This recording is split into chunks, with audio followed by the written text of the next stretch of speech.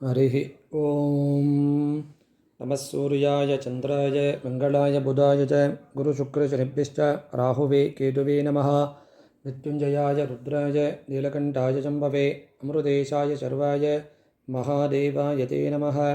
ನಮಸ್ಕಾರ. ಯಾಜ್ಞವಲ್ಕ್ಯ ಅಷ್ಟು ಮತ್ತು ವಾಸ್ತು ಯೂಟ್ಯೂಬ್ ಚಾನಲ್ ವೀಕ್ಷಕರಿಗೆ ಆತ್ಮೀಯವಾದ ಸ್ವಾಗತ. ಇಂದಿನ ಒಂದು ವಿಡಿಯೋದಲ್ಲಿ ಈ ಮೇ ತಿಂಗಳು 31ನೇ ತಾರೀಕು ರಾಹುಗ್ರಹ ಶತಭಿಷ ನಕ್ಷತ್ರ 1ನೇ ಪಾದಕ್ಕೆ ಪ್ರಯಾಣವನ್ನು ಬೆಳೆಸ್ತಾ ಇದ್ದಾರೆ.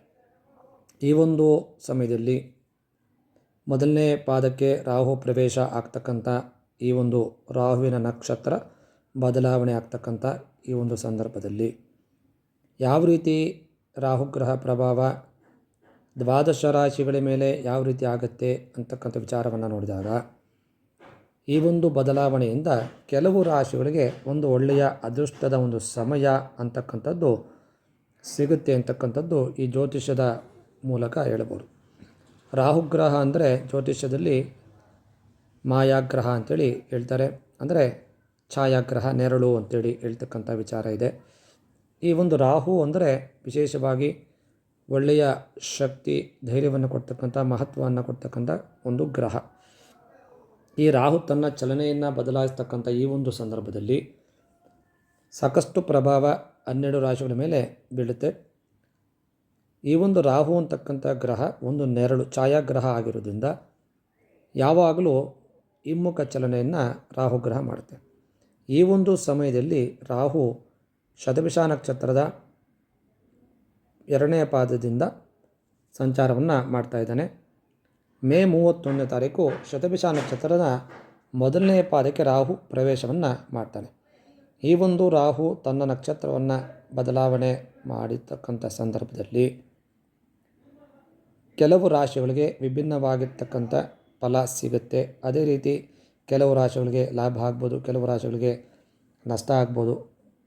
ಅಂತರ ಸಂದರ್ಭದಲ್ಲಿ ಈ ಒಂದು 5 ರಾಶಿಗಳವರಿಗೆ ಒಳ್ಳೆಯ ಯೋಗ ಅಂತಕ್ಕಂಥದ್ದು ಸಿಗುತ್ತೆ ಅಂತೇಳಿ ಹೇಳ್ಬೋದು.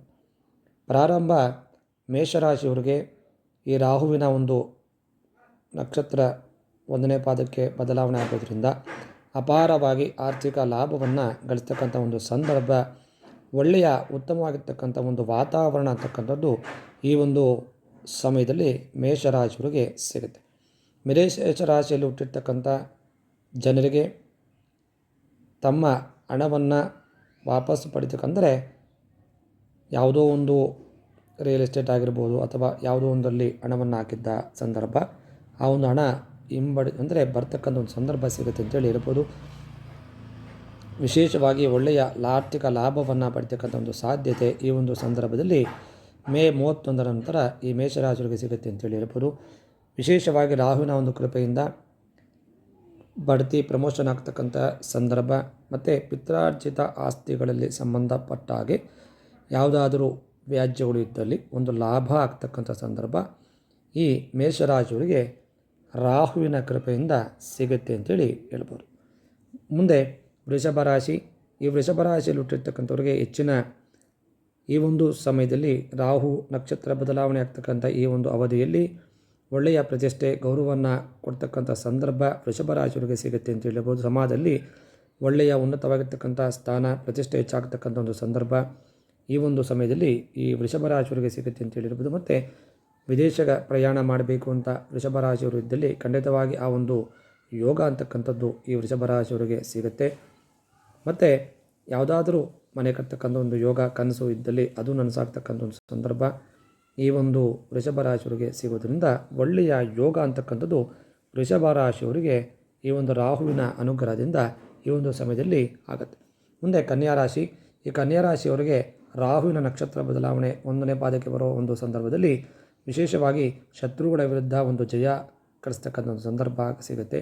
ಮತ್ತು ಯಾವುದಾದ್ರೂ ನ್ಯಾಯಾಲಯದಲ್ಲಿ ವ್ಯಾಜ್ಯಗಳಿದ್ದಲ್ಲಿ ಆ ಒಂದು ಪ್ರಕರಣದಲ್ಲಿ ಆಚೆ ಬಂದು ವಿಜಯವನ್ನು ಸಂಪಾದನೆ ಮಾಡ್ತಕ್ಕಂಥ ಒಂದು ಸಂದರ್ಭ. ಮತ್ತು ವಿಶೇಷವಾಗಿ ರಾಹುವಿನ ಒಂದು ಯೋಗದಿಂದ ಮನೆ ಕಟ್ತಕ್ಕಂಥ ಯೋಗ ಅಥವಾ ಮನೆ ತೆಗೆದುಕೊಳ್ತಕ್ಕಂಥ ಯೋಗ ಆಗ್ಬೋದು, ಅಥವಾ ಸೈಟನ್ನು ಖರೀದಿ ಮಾಡ್ತಕ್ಕಂಥ ಒಂದು ಯೋಗ ವಿಶೇಷವಾಗಿ ಈ ಒಂದು ಮೇ 31ರ ನಂತರದಲ್ಲಿ ಈ ಒಂದು ಯೋಗ ಖಚಿತವಾಗಿ ಈ ಕನ್ಯಾ ರಾಶಿಯವರಿಗೆ ಸಿಗುತ್ತೆ ಅಂತೇಳಿ ಹೇಳ್ಬೋದು. ಮತ್ತು ವ್ಯಾಪಾರವನ್ನು ಮಾಡ್ತಕ್ಕಂಥ ಕನ್ಯಾ ರಾಶಿಯವರಿಗೆ ಒಳ್ಳೆಯ ಆರ್ಥಿಕ ಲಾಭಗಳು, ಭವಿಷ್ಯದಲ್ಲಿ ಸಾಕಷ್ಟು ಲಾಭ ಆಗ್ತಕ್ಕಂಥ ಸಂದರ್ಭಗಳು ಈ ಒಂದು ರಾಹುವಿನ ಬಲದಿಂದ ಸಿಗತಕ್ಕಂಥ ಯೋಗ ಕನ್ಯಾ ರಾಶಿಯವರಿಗೆ ಹಠಾತ್ ಅಂದರೆ ಧನಲಾಭ, ಲಾಟ್ರಿ ಅಂತ ಹೇಳ್ತೀವಲ್ಲ, ಆ ರೀತಿಯ ಒಂದು ಯೋಗ ಅಂತಕ್ಕಂಥದ್ದು ಅವರು ಅಂದ್ಕೊಂಡೇ ಇರೋದಿಲ್ಲ. ಯಾವುದೋ ಒಂದು ಪಿತ್ರಾರ್ಜಿತ ಆಸ್ತಿಗಳಿಂದ ಲಾಭ ಬರ್ತಕ್ಕಂಥದ್ದು, ಈ ಒಂದು ಯೋಗ ಮನೆಯನ್ನು ತೆಗೆದುಕೊಳ್ತಕ್ಕಂಥ ಯೋಗ ಈ ಒಂದು ಸಂದರ್ಭದಲ್ಲಿ ಮೇ 31ರ ನಂತರದಲ್ಲಿ ಈ ಕನ್ಯಾ ರಾಶಿಯವರಿಗೆ ಸಿಗುತ್ತೆ ಅಂತೇಳಿ ಹೇಳ್ಬೋದು. ಮುಂದೆ ವೃಶ್ಚಿಕ ರಾಶಿ, ರಾಹುವಿನ ಒಂದು ಸಂಚಾರ ಬದಲಾವಣೆಯಿಂದ